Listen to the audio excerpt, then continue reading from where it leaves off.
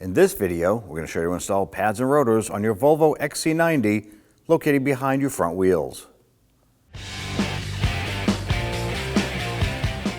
Using a 19mm socket, we're going to loosen and remove our lug nuts.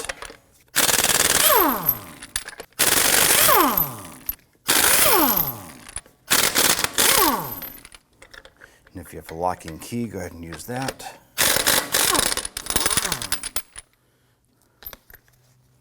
Let's go ahead and remove your wheel. Remove it and set it aside. Now with the wheel off, we want to go ahead and remove our bracket right here. I'm going to go ahead and use a flathead screwdriver.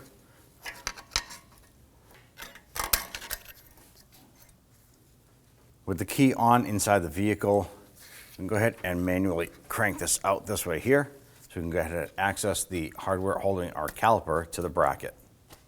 Now with our wheel cranked out, we want to go ahead and access the slide pin bolts. There's going to be one behind this plastic cap here and one here. Now I'm simply going to go ahead and pop these caps off. Do the bottom and then the top. And inside is going to be a number 9 Allen key. So I'm going to put that on my ratchet. I want to go ahead and loosen these.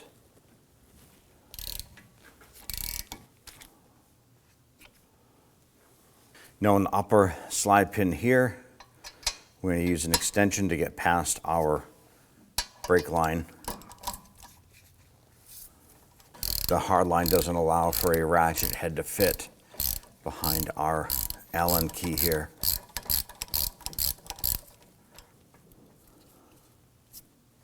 Now before I pull the caliper off, I'm going to go ahead and compress those pistons just a little bit.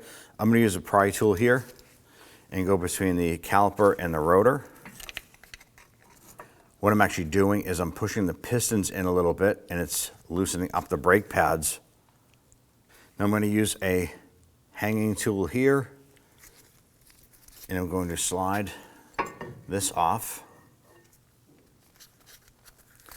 And I don't want this to pull on our flex hose, so I'm going to use my tool here.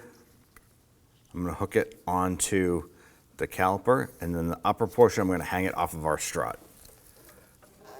Now we want to get and remove our brake caliper bracket, and we're going to use our 18mm socket to loosen and remove these.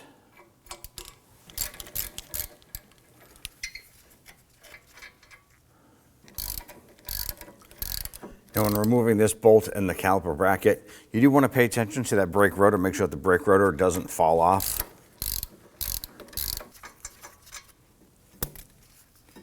And then remove the bracket.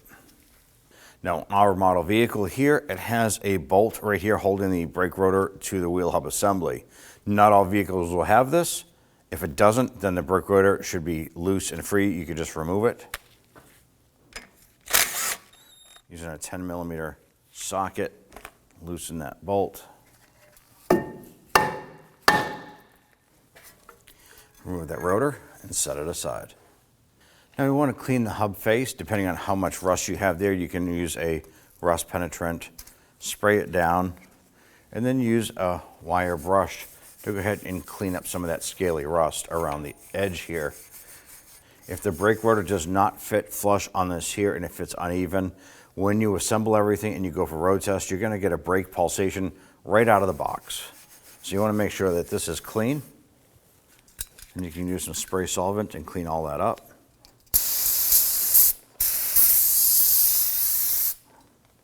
And then check that out, make sure that that's good. Ours is in good shape. Once you're satisfied with that, you can go ahead and put some anti-seize compound on the face of the hub.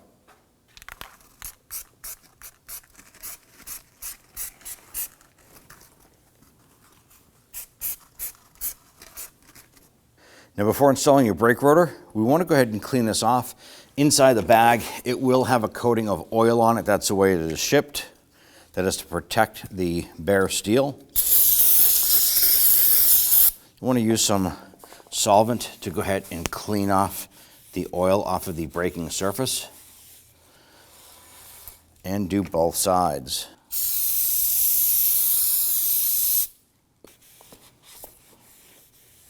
Now I want to go ahead and prep our caliper itself. I'm going to use my hammer. Tap the old pads out. going to tap this in.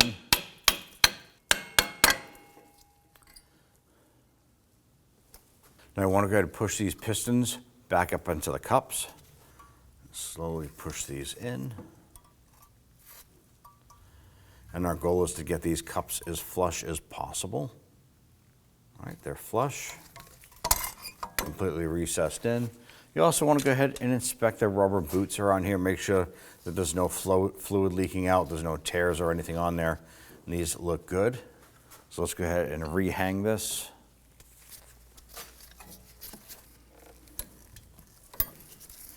Now ideally, I'm going to try and pull these rubber boots. You can use a pocket screwdriver. You want to get in here and try and collapse these in. And when doing this, you want to be careful not to damage the rubber boots. Sometimes spraying this with some solvent will help slide these boots out. Now there's a reason why we want to do this here. Inside these ports right here, if there is scaly rust built up on the inside here, it pushes on the rubber and will actually make these ports super tight, causing the slide pins to bind. Very important to go ahead and do this process. Now we're going to go ahead and you can use some sandpaper or you can use a bore brush to go ahead and clean this here and repeat for the other side. Now we can see that debris coming out of there, which is definitely going to lead to binding breaks. Now I'm using an 80 grit in here, and that's just because our brakes are pretty rusty. You may not need to use anything that aggressive, but it's going to be quick. And once again, you can also use a bore brush. I'm going to use a bore brush after I use the sandpaper.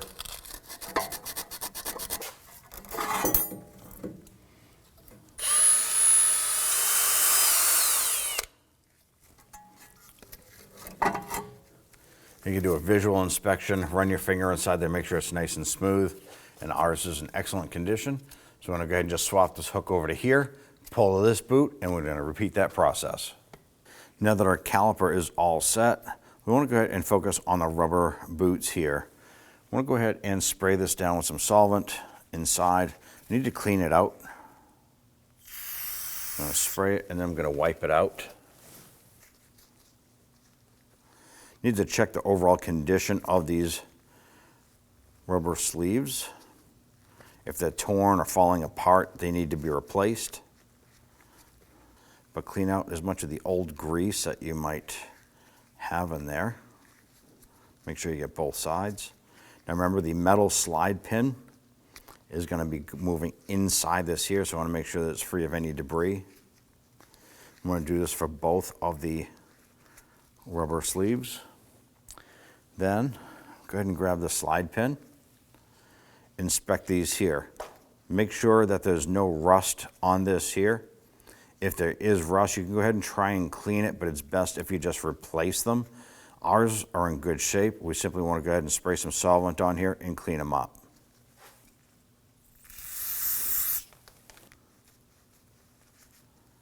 And once you're satisfied with the cleanliness of that there, go ahead and grab the other one and repeat for the other one. Let's go ahead and prep and clean our brake caliper bracket. Now these two areas here are where the brake pads slide in, and we have a bunch of corrosion and debris stuck in here, so we want to go ahead and clean this up. A couple different ways you can do this, or you can use multiple tools here. You can use a file to go ahead and go in and clean some of that debris out of here. You can use half moon files, you can use a round file. You just don't want to remove metal. We just want to clean up the debris that is in there, that rusty, scaly stuff. You can go ahead and use some spray solvent. Spray it down. Use a bristle brush. Get in there, scrub it. I'm going to continue this process until you're satisfied with the cleanliness of this. Sometimes use that flat file to go ahead and clean up some of that garbage that's in there.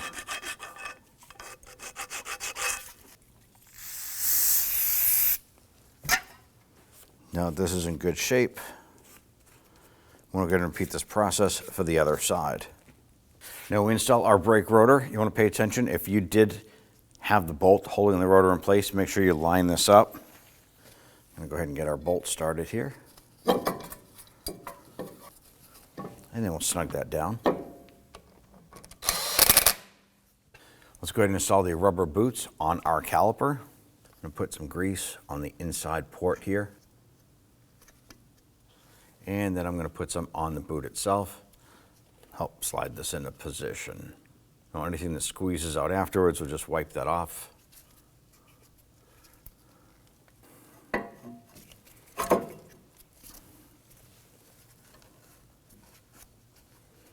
Let's go ahead and repeat for the other side.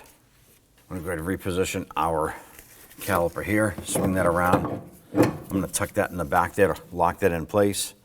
Now we want to go ahead and install our caliper bracket.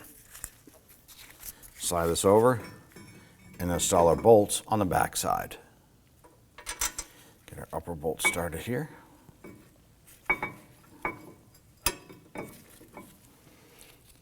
Get the lower bolt started. Let's go ahead and snug those down.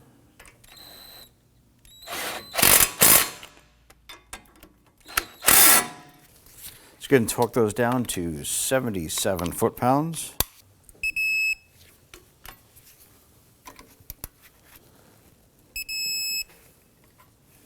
And we'll go ahead and take our caliper here and take our brake pad that has the spring clips on it and line that up with our pistons.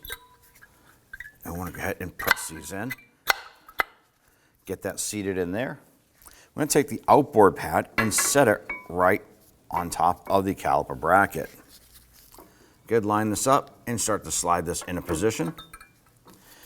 Now that we have this set up, let's go ahead and install our slide pins on the back side. Now before we install our slide pins here, I'm going to take a little bit of grease and I want to put it on the inside here. I'm going to do this on both of these here. We don't want to pack it. We do want to make sure that we get some in there for our slide pins.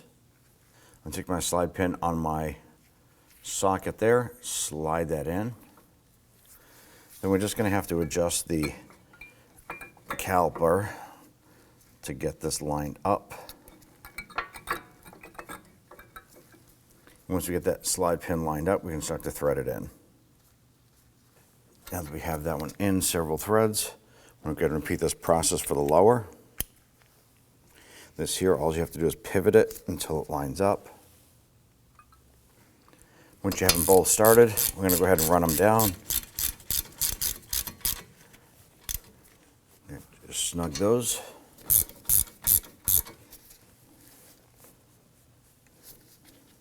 Now we're going to torque down our slide pin bolts to 44 foot-pounds.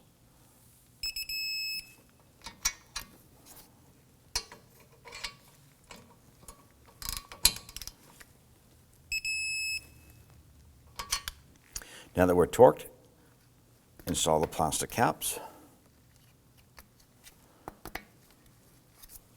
Let's go ahead and put on our clip here. I'm going to insert this here. I'm going to flex this down. I'm going to grab my pliers and just flex that a little bit and pop this in. Go ahead and tap that. Make sure it's fully seated. Now you want to go ahead and repeat this whole process for the passenger side. Once you're done there, hop into the vehicle, pump up the brakes, make sure that these calipers expand and squeeze the brake pads up against the rotor. You're going to have a soft, mushy pedal for the first 3 to 5 presses. Once it firms up, go ahead and install your wheels, take it for a road test. Go ahead and grab your wheel. Get that lined up. I'm going to get one of these started here. Get the rest of these started. And once we get them all started, we'll come on back and snug them down.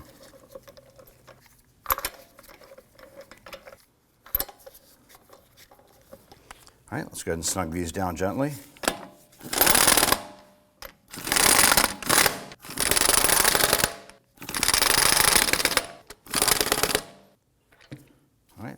Let's now go ahead and torque them down. Let's now go ahead and torque down our lug nuts to 103 foot-pounds. When doing this here, it's best to do it in a crisscross or a star pattern.